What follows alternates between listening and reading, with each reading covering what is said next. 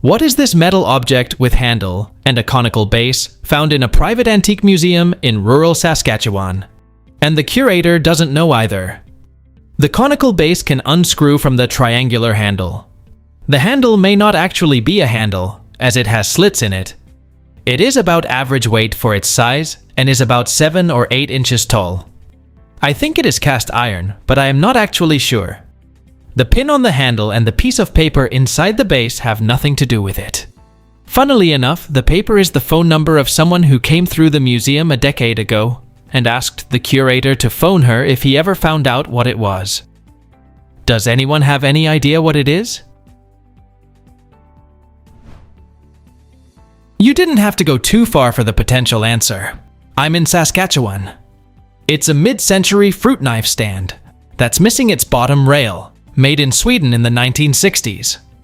The set typically includes 6 small knives with metal or silver-plated handles designed for slicing fruit. My friend has this, and we have no clue. Please, can you help identify this? None of the braces that are holding the rollers move at all, and it's too big to be a cigarette roller. The rollers are rather hard and cool to the touch, like either a metal or a stone, and there aren't any markings on it at all. Other guesses have been a wallpaper roller, an ink roller, a folding aid for sheets, an old school foot massager, and work support rollers. All are great ideas, but none, to me, seem to fit. The closest I would have to lean towards would be the wallpaper roller or ink roller, but I feel that if it were either of these, there would be some sort of residual ink or glue stuck to it.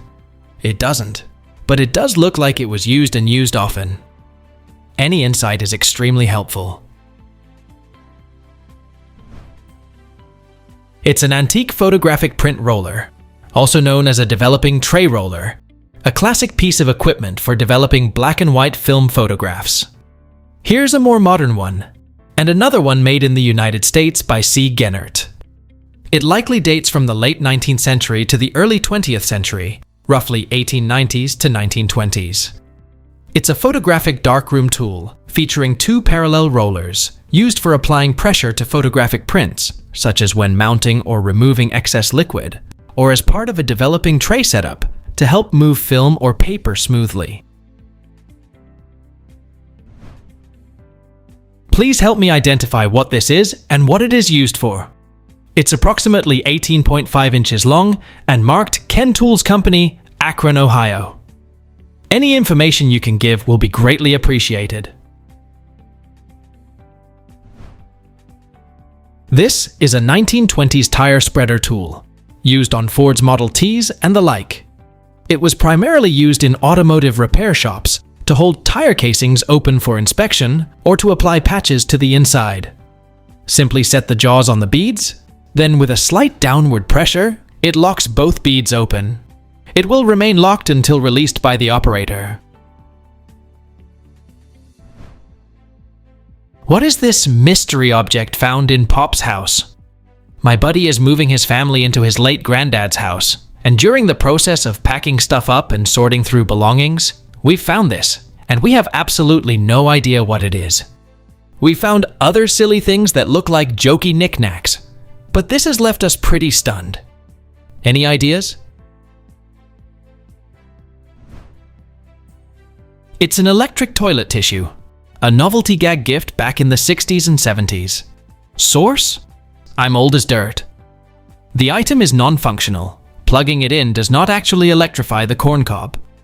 It was designed to satirize rural life by mocking the transition from traditional rugged outhouse wiping methods to indoor plumbing and modern electricity.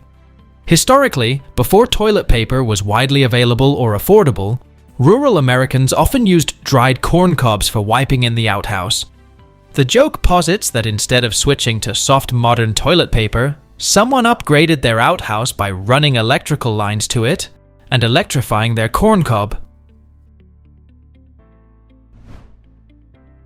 What is the building on this cookie? I love these cookies from Aldi. They have different architectures from Europe stamped into the chocolate, and I recognize some. The Eiffel Tower, Tower Bridge, etc. but I have no idea what this is. Do you guys have any idea?